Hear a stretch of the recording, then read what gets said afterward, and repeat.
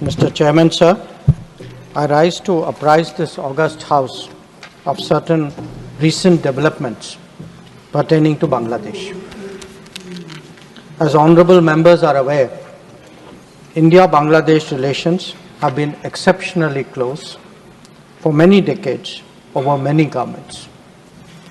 Concern about recent violence and instability there is shared across the political spectrum. Since the election in January 2024, there has been considerable tension, deep divides, and growing polarization in Bangladesh politics. This underlying foundation aggravated a student agitation that started in June this year.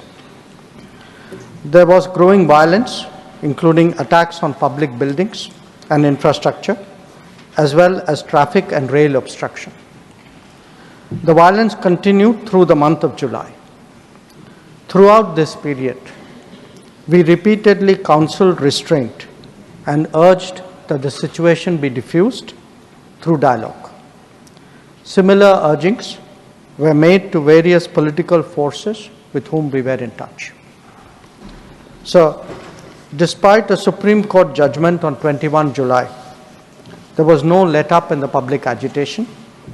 Various decisions and actions taken thereafter only exacerbated the situation. The agitation at this stage coalesced around a one-point agenda, that is that the Prime Minister, Sheikh Hasina, should step down. On 4th August, events took a very serious turn. Attacks on the police, including police stations and government installations, intensified even as overall levels of violence greatly escalated. Properties of individuals associated with the regime were torched across the country.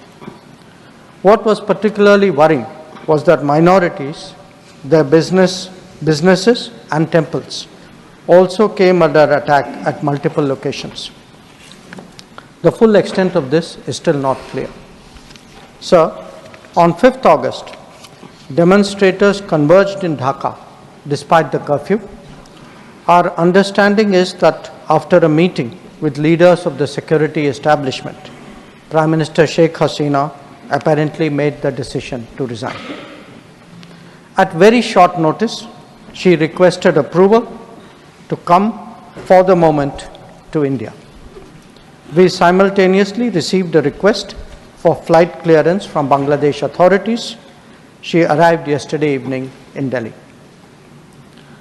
The situation in Bangladesh, sir, is still evolving. The Army Chief, General Waqar-uz-Zaman, addressed the nation on 5th August. He spoke about assuming responsibility and constituting an interim government. We are in close and continuous touch with the Indian community in Bangladesh through our diplomatic missions. There are an estimated 19,000 Indian nationals there, of which about 9,000 are students. The bulk of the students, however, have already returned to India in the month of July on the advice of the High Commission. In terms of our diplomatic presence, in addition to the High Commission in Dhaka, we have Assistant High Commissions in Chittagong, Rajshahi, Khulna and Sylhet. It is our expectation that the host government will provide the required security protection for these establishments. We look forward to their normal functioning once the situation stabilizes. Chairman, sir, we are also monitoring the situation with regard to the status of minorities. There are reports of initiatives by various groups and organizations to ensure their protection and well-being. We welcome that, but will naturally remain deeply concerned till law and order is visibly restored. Our border guarding forces have also been instructed to be exceptionally alert in view of this complex situation. In the last 24 hours, we have also been in regular touch with the authorities in Dhaka. This is the situation as of now.